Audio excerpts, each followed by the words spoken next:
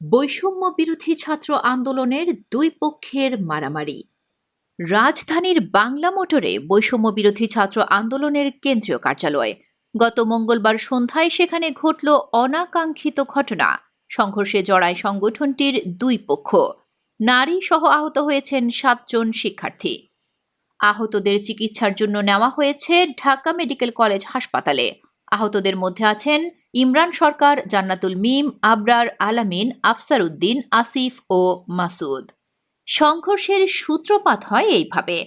একদল শিক্ষার্থী রূপায়ণ সেন্টারের অফিসে চলে এসে সংঘর্ষের পরিস্থিতি সৃষ্টি করে। তারা অফিসের দরজা বন্ধ করে দেয় এবং উত্তেজিতভাবে স্লোগান দিতে শুরু করে।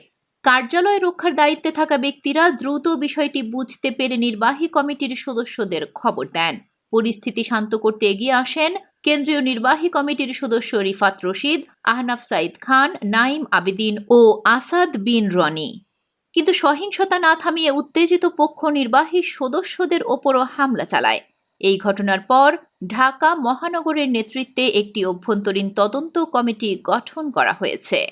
তারা তদন্তের মাধ্যমে দায়ী ব্যক্তিদের বিরুদ্ধে আইনগত ব্যবস্থা নেবে।